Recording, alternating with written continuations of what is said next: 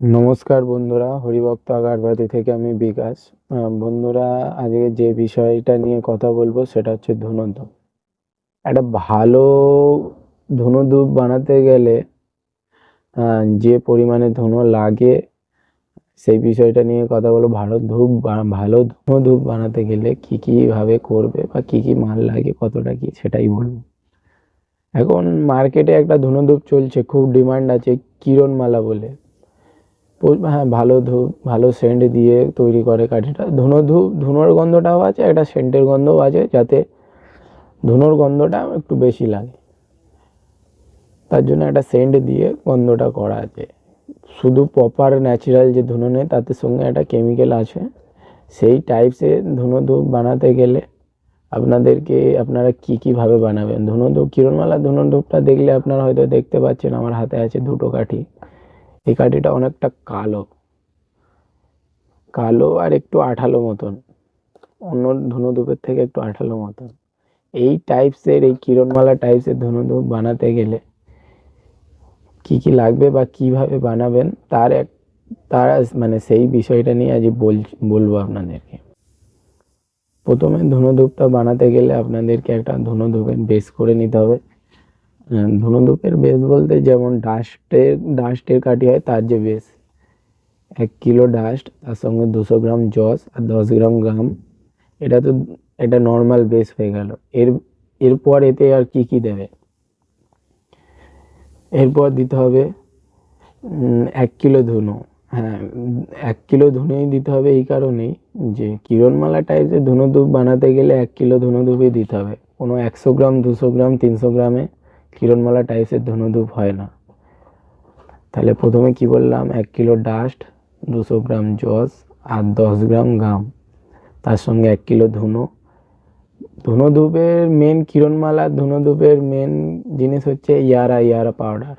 আপনাদেরকে দিতে হবে ইয়ারা পাউডার 15 গ্রাম কেজিতে ইয়ারা পাউডার 15 গ্রাম দিন। 15 গ্রাম দিলেন। দেওয়ার পরে এটা প্রথমে আপনাদেরকে শুকনো মশলাটাকে হাত দিয়ে মেখে নিতে হবে। তারপর এতে জল দিন, যতটা পরিমাণ জল লাগে জলটা দিন। জলের সঙ্গে পটাশিয়াম দিন 10 গ্রাম। বেশি পটাশিয়াম দিলে কি হবে, ধুনোটা তাড়াতাড়ি পুড়বে।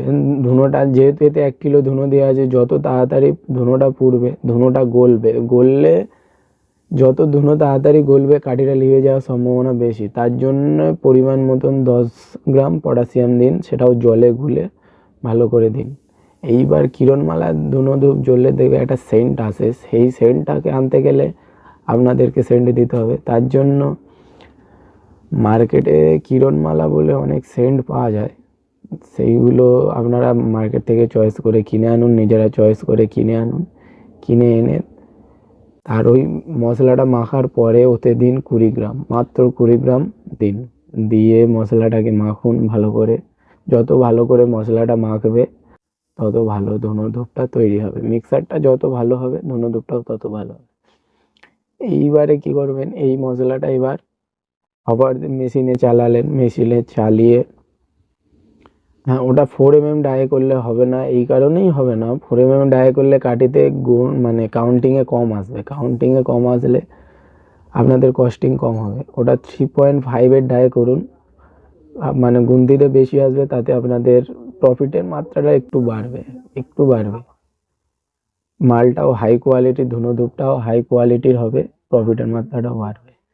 এবার মেশিন দিয়ে বার করলেন, বার করে রোদে শুকনো করার পরে প্যাকেট করে আপনি ওটা কিলো দরে বিক্রি করতে পারবেন না। এই কারণে কিলো দরে বিক্রি করতে গেলে অনেকটা টাকা বেশি পড়ে যায়, মানে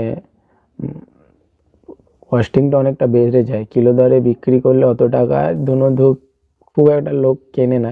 মার্কেটে সাধারণত কেনে 100 টাকা, 120 টাকা, 90 টাকা কিলো। আমার কাছে 90 টাকা কিলোরও ধুনোধূপ আছে, 100 আছে, 120ও আছে। আর আমি যেটা কিরণমালা 10 টাকার পাউচ বিক্রি করি, সেটা আমি এইভাবেই করে বিক্রি করি, সেই জন্যই আপনাদের সঙ্গে শেয়ার করলাম। এইভাবে করে দেখুন, ভালো লাগবে আশা করি। ভালো লাগলে অবশ্যই কমেন্টে জানাবেন যে হ্যাঁ দাদা ভালো লেগেছে। আর যদি এই ভিডিওটা আপনাদের ভালো লাগে, তাহলে লাইক কমেন্ট শেয়ার করুন, সাবস্ক্রাইব করুন চ্যানেলটাকে। নমস্কার বন্ধুরা, পরবর্তী ভিডিওতে আবার দেখা হবে।